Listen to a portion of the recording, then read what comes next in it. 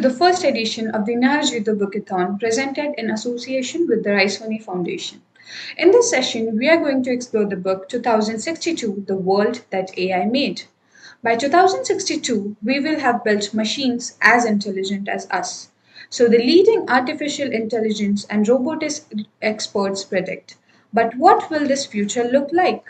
In 2062, world-leading researcher Toby Walsh considers the impact AI will have on work, war, economics, politics, and everyday life, and indeed even human death. Will automation take away most jobs? Will robots become conscious and take over? Will we become immortal machines ourselves, uploading our brains to the cloud? How will politics adjust to the post truth, post privacy digitized world? When we have succeeded in building intelligent machines, how will life on this planet unfold? What lies in store for Homo digitalis, the people of the not so distant future who will be living amongst fully functioning artificial intelligence? Based on a deep understanding of technology, 2062 describes the choices we need to make today to ensure that the future remains bright. Toby Walsh is a Scientific Professor of Artificial Intelligence at the University of New South Wales in Sydney, Australia, and Fellow of the Australian Academy of Science. He was named by the Australian newspaper as the rock star of Australia's digital revolution. Professor Walsh is a strong advocate for limits to ensure AI is used to improve our lives. He has, for example, been a leading voice in the discussion about killer robots, speaking at the UN in New York and Geneva on the topic. He appears regularly on TV and radio. He has authored two books on AI for a general audience.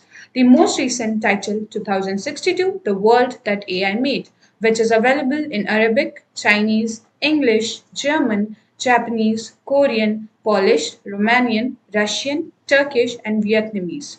The book has just been published in India by Speaking Tiger. Our moderator, Karthik, is an entrepreneur with over 21 years of experience.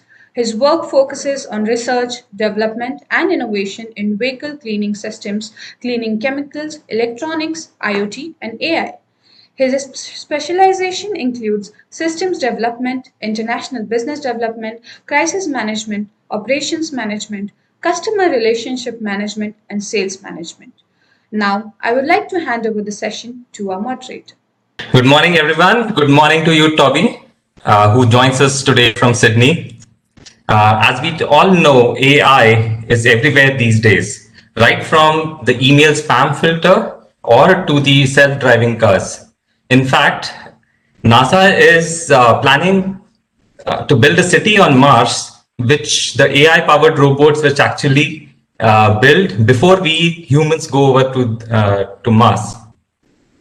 So now, as everybody knows, like the computer software is a code which gives a particular output based on the input which we provide.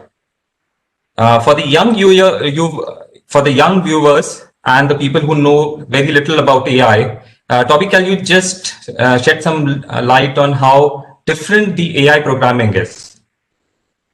Of course, and let me say how sad I'm not to be there in person. Unfortunately, because of the pandemic, I can't be in India at the moment. But I always have such a wonderful time. It's such a colourful, vibrant place, and I look forward to when the pandemic is over and I can return again. I was lucky to speak at the Jaipur Literary Festival in person a couple of years ago. It was a fantastic experience. I always look forward to the wonderful Indian food, so I can't wait till normal service. But in the meantime, it's wonderful to join you virtually. We have a great tradition in Australia when we speak at events to acknowledge the traditional owners, the custodians of the land on which we meet. So I would actually like to begin by acknowledging the Gadigal people of the Eora Nation who own the land upon which I'm speaking. I'm speaking to you from, as you can see in the backdrop, Sydney, Australia, where it's a very hot day here. But to answer your question, what is artificial intelligence? How does it differ from normal programs? Well, it's very hard to define what artificial intelligence is. There's a lot of misconception, and that's why I wrote these books, these two books, the most recent 2062, about artificial intelligence, to try and actually help people understand a little more what it is, because unfortunately, many ideas that you have, the sorts of ideas that you pick up from Hollywood movies, are rather fantastical and are a long way off in the future, if ever. And AI is already very much a transparent, hidden part of our lives. Every time that you ask Siri or Amazon Alexa a question, that's some artificial intelligence. Artificial intelligence is trying to get computers to do things when humans do them. They require some intelligence. So that's understanding when someone speaks, answering their question. That's exactly what Siri does. That's exactly what Alexa does. It understands when you speak, it goes and looks up the answer on the web, and then reads back you the answer, or turns on the lights, or does it, whatever it is that you asked Siri or Alexa to do. But equally, it's all the other hidden parts of AI that's starting to turn up in our lives every time that you get a book recommendation on some website. Well, that's a little AI program that knows something about people's preferences, maybe has learned a little things about your preferences from the books that you've bought in the past, and is recommending you books that you hopefully might like in the future. And increasingly, it's turning up in other parts of our lives, and we're starting to see slowly but surely the introduction of autonomous cars, self-driving cars. That's again something that requires some intelligence to do. You had to learn how to drive a car, and we're teaching computers how to learn how to drive cars. And already today, in some places, at least, there are trials of the autonomous cars. If you hail a taxi in Singapore today, there's a good chance it will be an autonomous taxi that will pick you up and take you to your destination. It may take a bit longer, perhaps, for autonomous cars to arrive in India. I still have nightmares about being driven by taxi drivers in India, but I'm sure they will come, and they will be a great benefit in reducing some of the road deaths that we see, the million road deaths we see around the world every year, and the many road deaths perhaps that we see in India every year. Right. So probably it'll take a much faster processor to process all the inputs of the traffic which come in.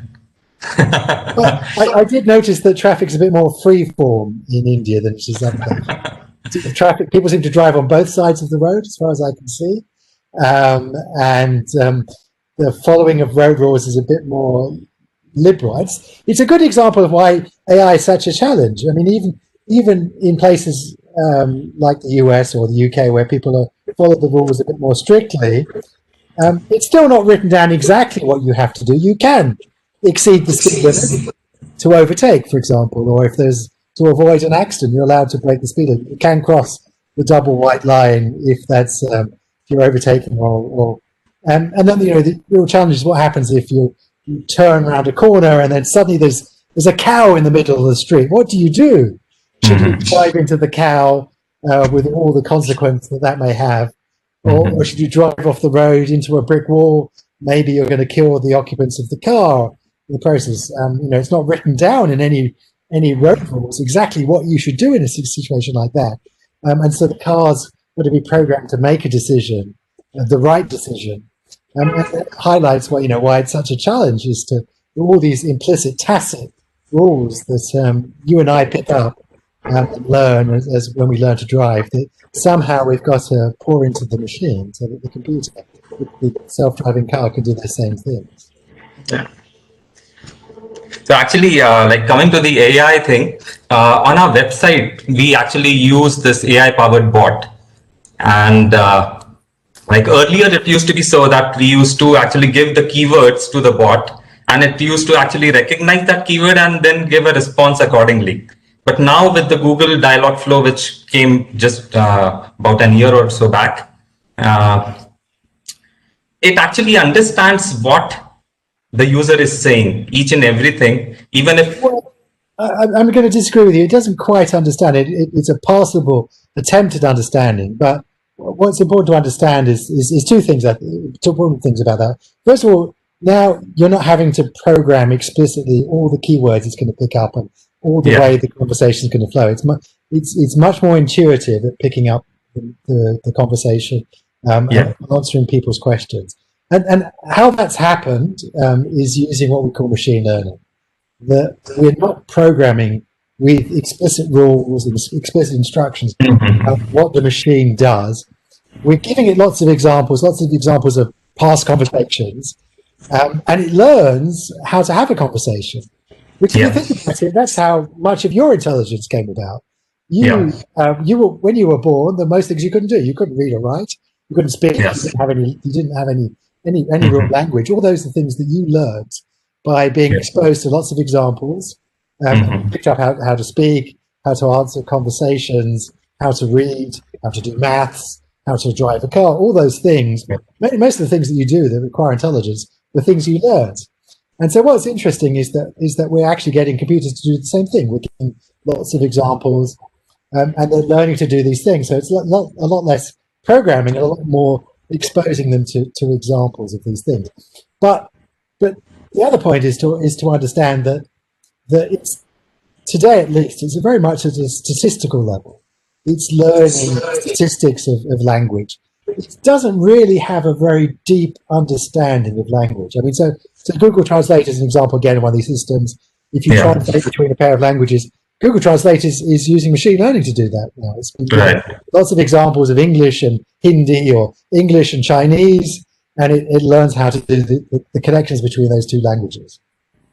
But it doesn't have it's learning very much at a statistical level. So if you give it a sentence like, "He is pregnant," and ask it to translate it into Hindi or into Chinese, it will go away and translate it. It will give you the most statistically common word for he, most statistically common word for is, and then the most statistically common word for pregnant. It doesn't understand what you've already understood, which is there's something deeply troubling about that sentence that Toby's just told me. He is pregnant. Men don't get pregnant. So why are you talking about, well, unless they're seahorses. I believe the seahorse is the one species of animal where the male actually becomes pregnant. But apart from seahorses, that one little exception in nature, the males of species don't get pregnant, it's the females. And so there's something a bit odd about that sentence, "he is pregnant." Google Translate will translate it without knowing, thinking of seahorses, thinking something odd about that sentence. Because it's just understanding at a statistical level. It doesn't really deeply understand. It's not thinking of that mental picture that you've got about men being pregnant, thinking, well, that's going to be a rather strange world, and probably the human race would end quite quickly if men had to become pregnant. There would be lots of problems with that. So we're lucky that doesn't happen.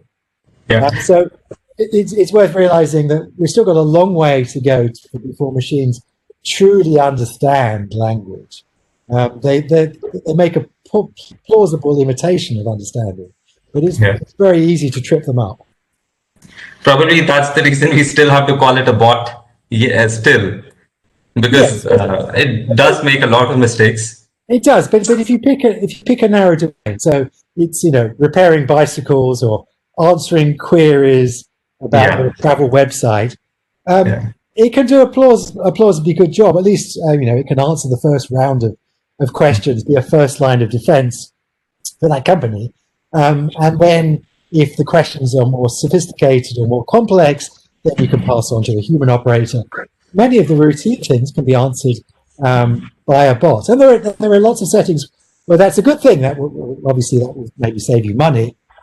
There are lots of settings where people want to talk about sensitive or private information. There are lots of examples where, for example, people want to talk about medical conditions that are somewhat embarrassing, where actually people prefer to speak to a bot, and we can take that knowledge of a doctor, and this is why I say to people, where one of the greatest promises of technologies like AI is that we can take first world health knowledge. I mean, the people are dying every day, sadly in India, sadly in Africa, of things that we know how to fix, that take pennies to fix, because we don't have that expertise out there in the villages.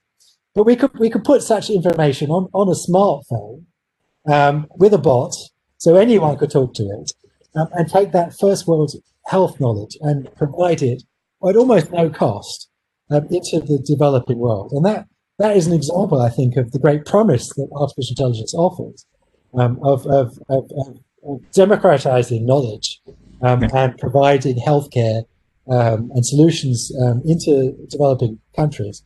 that we, I'm very lucky in a country like Australia to take for granted such expertise, that can be democratized and provided in the form of medical bots.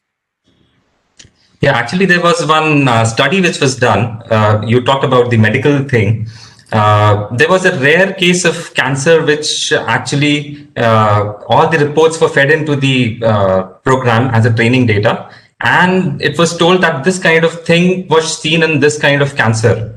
And it went through about say 100,000 records, and it found one person where it was plausible that this person could have that kind of cancer, and actually that person was found to have that particular cancer in his body. So that's somewhere where nobody would have scanned or gone through 100,000 documents just to find that one person. Yes, well, that's the example of how science as a whole, but medicine in particular, is going to evolve, which is that you're not going to be able to keep it. You can't. It's already today. It's impossible to read all the scientific literature to keep on top of especially a field like cancer. Yeah. There are too many papers published every day that if you spent your whole day just reading, you still not finish the day. There'll be more papers published in the course of the day than you'd actually been able to read. So we can actually hope to be on top of this. And that's also why it's an interesting example, because it also illustrates why AIs are going to be smarter than us, because they'll be better read than us. Well, maybe they won't think any better than us. Maybe they won't make any better decisions than us, but they'll have broader knowledge. So we've already seen this. For example, there was an expert systems written to look at blood diseases, and it became better than the very best world's experts. And they poured in the knowledge of these world's experts in different forms of pulmonary disease. And it was no better than any one of them and any one of those narrow aspects of blood disease.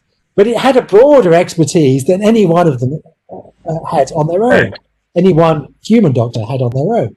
And so it got to be better than any human doctor because it had a broader knowledge. And we see this in many other settings, is that the machines can process more information than human eyes can possibly look at in a lifetime of studying medicine. And therefore, even if their decisions aren't any better, they can be assistants that can help doctors make better decisions, because they just know the literature broader and deeper than any human possibly could. Now, this was all the good part of AI, basically. Yeah. So there was an interesting Tamil movie in India where there's an actor called Rajnikant. So the movie's name is Robot, and it was with artificial intelligence and emotional intelligence. And by the end of the story, what happens is this robot actually takes over the control of the entire thing. He makes thousands of robots like himself, and then actually they come behind all the humans and trying to destroy the city and all those things. So a typical robot kind of movie. Yes, a very typical kind of robot movie, and one that not only Bollywood but Hollywood puts out all the time. One reason why I wrote these books was to try and dispel these myths so that you and all our viewers tonight can sleep easily, knowing that the robots aren't going to rise up and take over anytime soon, if ever. It's worth pointing out that the machines have no sentience, have no consciousness. They have no desires of their own. They are machines. They do only what we tell them to do. And actually, normally that's the problem. We haven't thought carefully through what we've told them to do. And anyone who's had the fortune or misfortune to program computers will know how frustratingly literal computers are. They do exactly what you tell them to do. They have no common sense. Then they just blindly follow those instructions. So there's not going to be any mischievous glint in a robot's eye anytime soon. I mean, it's not clear that we'll ever build machines that have any consciousness. I mean, it's an interesting question. It's an interesting challenge. Will machines ever develop anything like human consciousness? They certainly have nothing like that today. So we have nothing to fear about. We're a long way away from machines having human-like intelligence. They may have narrow, focused intelligence in narrow domains, but we've still got a long way to go before they match human intelligence. And certainly, whether when they get that human intelligence, they have any consciousness of their own, any desires of their own. It's not at all clear. And that's still a long way away before they match our intelligence. And that actually explains the title of the book, 2062. That's when I surveyed 300 of my colleagues, other experts in AI, asked them when machines might match humans in their intelligence. And the average answer they said was 2062, so about 40 or 50 years' time. I should point out there was huge uncertainty in the answers. It's not going to happen on November the 29th at 12:30 p.m. On 2062. We really don't know when it's going to happen. Most people said it was going to happen in the next 50 or 100 years. But what's important to understand is none of my colleagues were saying it's going to happen in the next 10 years. It is still a huge, great distance to go to match human intelligence. I have huge respect for the human brain.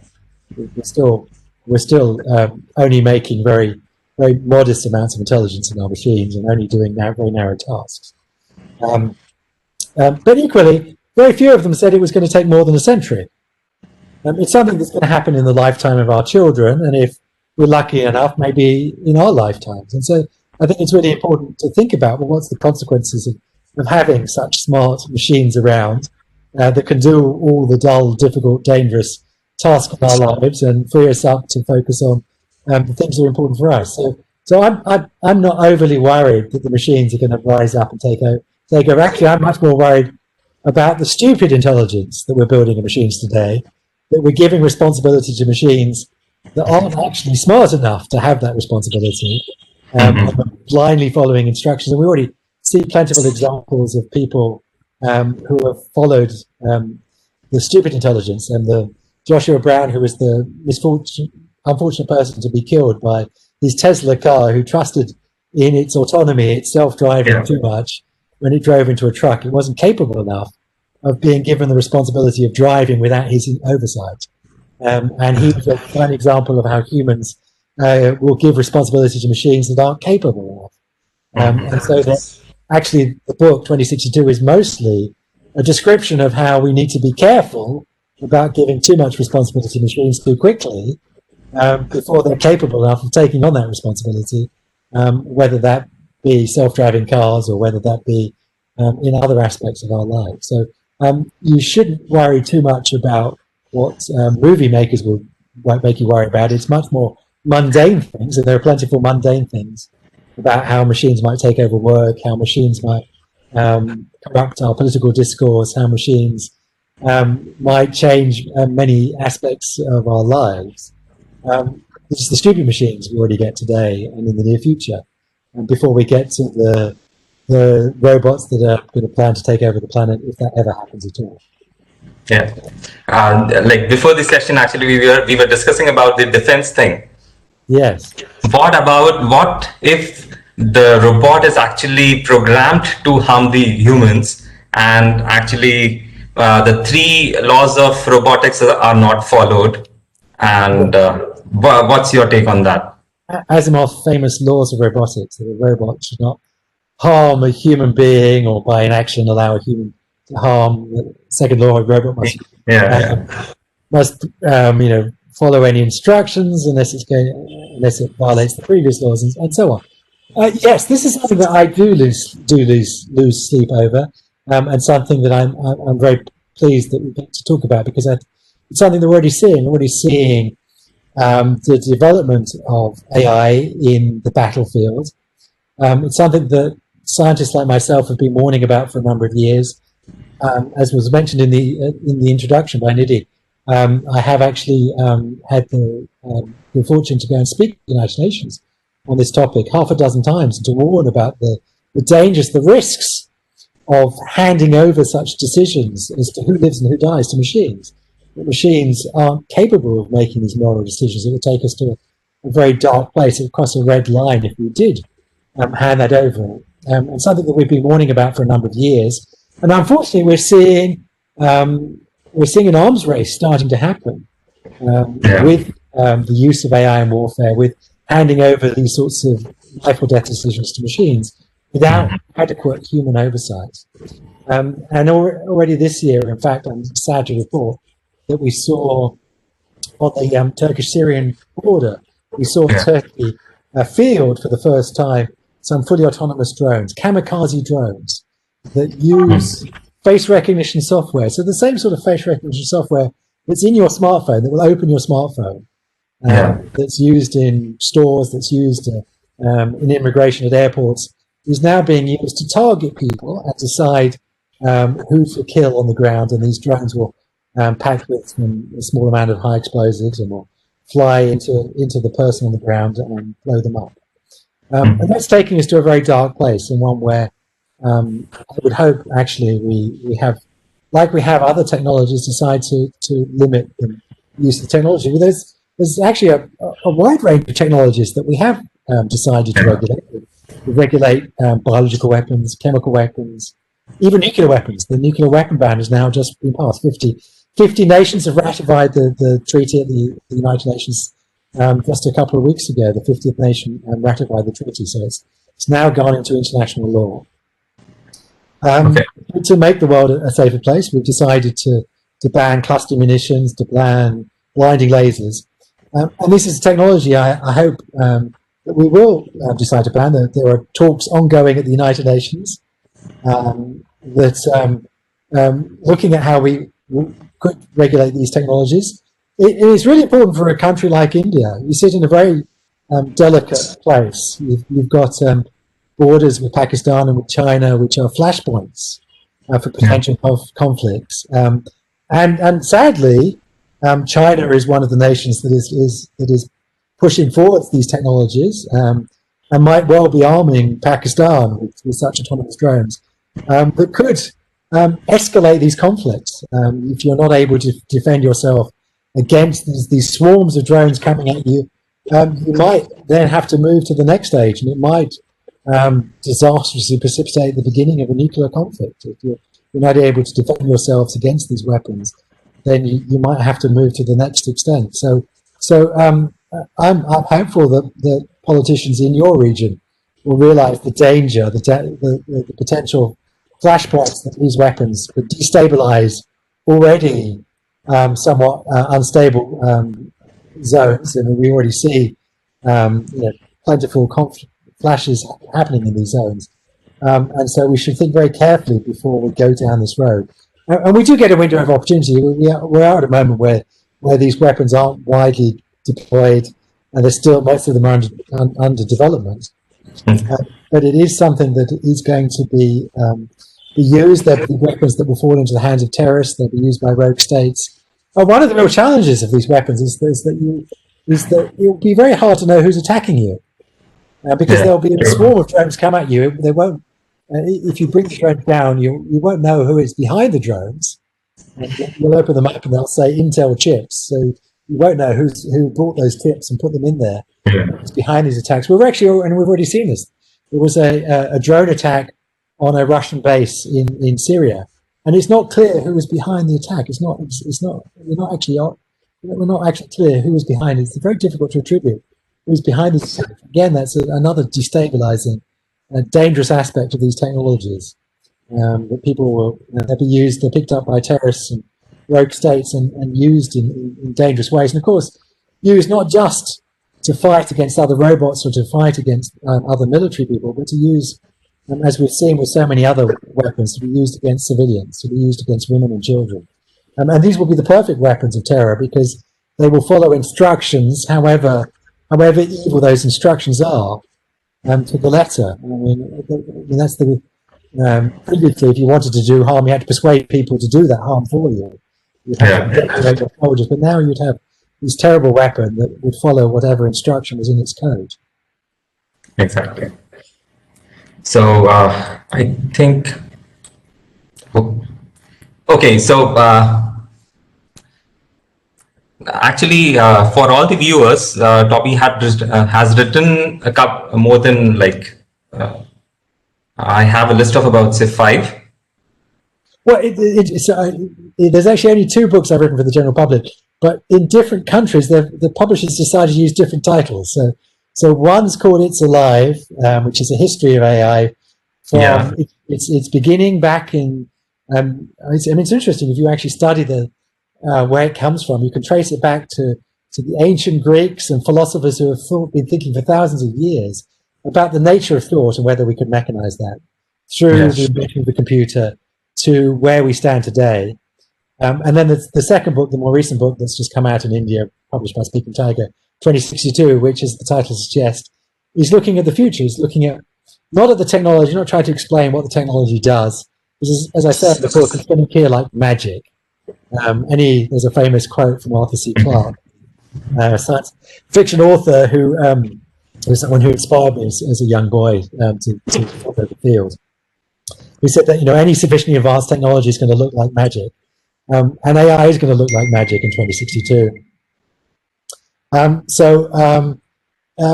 But the 2062 is about the impact it's going to have on our society, the impact it's going to have on the nature of work, on the nature of privacy in our lives, the nature of politics. Was one chapter on warfare. We've already talked about that. And how we can make sure that this is a technology that all of us are lifted by. That's certainly been the case of past revolutions. The Industrial Revolution in the past has been used to lift the quality of many people's lives. And it's in these difficult times. It's worth remembering that the progress of technology has been to lift the quality of most people's lives on the planet. 1 billion people have been lifted out of extreme poverty in the last 20 years. Yeah. Even in India, the quality of life has improved. Life expectancy has gone up quite significantly. And to make sure that we do use these technologies again to continue that progress of lifting people's lives, and making sure that everyone in India, everyone in China, everyone in the West has their lives lifted. And that, I think the book makes an important point, which is that I think people make a mistake. They ask people like myself, well, how are these technologies going to change our lives? And I'd like to remind people that the future is not fixed. The future is the product of the choices that we make today. There are many possible futures available. The technology will open out many opportunities for us. And we get to choose exactly how those technologies get used, and how we spread the benefits around, or whether we do spread the benefits around or not. And so the book is actually asked, the point of the book really is to actually suggest we should have these important conversations about making the choices, making sure that we share the benefits around everyone, and making sure that we use the technologies in a way that lifts the quality of life for people. It's been 2020 has been a very interesting, very challenging, very challenging year with the pandemic and all the other things like the climate emergency, ongoing climate emergency. And I take some positive heart from at least one part of 2020, which is that we've realized how well we do get to invent the future. And we've seen this in many countries. We've seen quite radical policies where people have been paid to stay at home, and we've locked up people to protect the poor and the elderly and the sick, and to realise that actually there are some quite radical choices being made by politicians around the world to deal with these challenges, and AI is going to require equally interesting and challenging choices to be made. No, humans will lead to human extinction. I think we're doing a pretty good job of extincting ourselves, whether that be the climate emergency or the sustainability of the planet or even the pandemic. We're not doing a particularly good job of looking after ourselves. So I think the challenge for humanity is for us to make the right decisions. AI is a technology that can be used for good or for bad. And it's about the human choices, like it is about the human choices, how we deal with the pandemic, the human choices, how we deal with the climate emergency. And so the real challenge is whether we have the intelligence, the human intelligence, to deal with all these immense challenges. People ask me if I'm optimistic or pessimistic, and I always say to them, I'm optimistic in the long term, and we've always risen ultimately to the challenge, but I'm somewhat pessimistic in the short term. And we've seen this with the pandemic, we've seen this with the climate emergency, and I fear we'll see the same with the adoption of AI. Is that we'll have to see some of the pain first before we have the foresight, the courage and the conviction to do the right thing. But we've always managed somehow to use our intelligence to do the right thing in the long term, even if we haven't had the intelligence to do the right thing from the start. So So I'm optimistic, even if it's going to be a bumpy 50 or 100 years as we go through.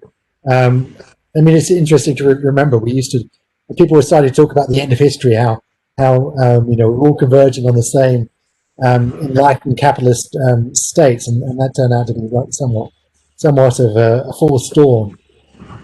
So I do think we face some really wicked challenges, but equally, if we are going to chase some of these wicked challenges, like the climate emergency, like using the planet in a more sustainable way, the only way we're going to do that now, we were too late for clearly political solutions, is by embracing technology.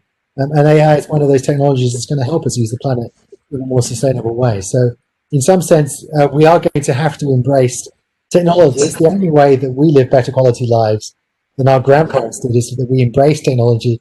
We embraced vaccines, we've embraced medicine, we've embraced all the technologies that have allowed us to feed more mouths and to deal with things like childhood death. I mean, it's worth remembering a third of people used to die before the age of 10, but because we've used our medical knowledge, now it's less than 1 in 5. That's still 1 in 5 too many, and I hope it's going to be 1 in 20 and then 1 in 100. And we will continue the inexorable progress by embracing technologies like AI, so that we can deal with all these wicked problems. I think it would be terribly conceited to say it couldn't. Human intelligence is just one point on a spectrum. I mean, what is human intelligence? There's not take a room full of people, you've got a room full of different intelligences. It's not one point that's human intelligence. Are we trying to surpass the smartest person who's alive today, the smartest person who ever lived? I think it would be terribly conceited to think that we couldn't pass human intelligence. And we already have some evidence that that's likely to be the case. Because if we pick a narrow focus task, reading X-rays, playing the ancient Chinese game of Go or the game of chess, translating English into Mandarin, you can already write a computer program that does one of those individual tasks at a speed, an accuracy, or a quality of decision in some cases that surpasses humans. Now, we can't, of course, yet write a computer program that does everything that humans do, but I'm pretty confident in 50 or 100 years' time that it's very likely that we will. Certainly do all the intellectual things that we do. And of course, that leaves other things. I mean, our intelligence is a very multi-dimensional thing. There are many different aspects to our intelligence. There's our emotional intelligence, our social intelligence, our creativity. And we're certainly a long distance away from being able to replicate that emotional intelligence, that social intelligence, and that creativity. But we're slowly starting to build machines that understand human emotions, that understand creativity, and that can do certain limited forms of creativity themselves. So I'm also confident in the long term that we'll be able to match and no doubt exceed those human abilities in those particular areas. Now, that leaves many things still, I think, for humans. Even if we've got machines that can exceed humans in many tasks, I don't think that the machines are going to replace us in every aspect, for a number of reasons. One is because we're social animals. We like interacting with each other. It's much more fun for me to come and talk to you than it is for me to talk to a robot. So I'm having much more fun talking to you. Hopefully you're having much more fun listening to me as a human than listening to a robot telling you about artificial intelligence. So we're going to prefer interacting with other humans. And all those social things are not going to go away. So whilst we might have a robot doctor, we're still going to want to have human doctors that help understand and interpret the robot doctors for us. And then when we look at things like creativity, maybe we're going to be able to write programs that write novels, that write plays that perhaps match the great plays of Shakespeare or the great poets of India. But they're not going to mean as much to us. A robot's never going to fall in love, and a robot's never going to die, and a robot's never going to lose a loved one. I mean, robots are going to be immortal They don't fall in love. They don't have our biochemistry. So that it's never going to be as meaningful for us, the poems that robots write, because they won't speak to human experiences. They'll speak to robot experiences, which will be different. Robot poetry is perhaps going to be more meaningful to other robots. And human poetry is still going to speak to us. They're going to speak across, the poetry that speaks across generations to us from other humans who've lived similar experiences can speak to us about the human condition. So there are plentiful things where even if robots can write poetry on the surface level, like as human poetry, it's not going to mean as much to us. So there's lots of things I think left for us. And hopefully the robots can take all the sweat. They can generate all the wealth and all the food and the clothes and house us, and we can sit back and enjoy the finer things in life, hanging out with our families, with our friends, writing poetry, reading poetry, eating fine Indian food, making fine Indian food, all the things that are meaningful to us. Yeah. I think we're just about the time. So it was a phenomenal talk. Now I'm surely going to read your book 2062, the world that AI made, and I implore everybody else also to go and buy it on Amazon or maybe your nearest bookstore and read this book. It is really interesting. So, well, please, everyone, keep safe. Stay at home and read a book. That's the best thing you can do, I reckon, at this point in time. Yeah.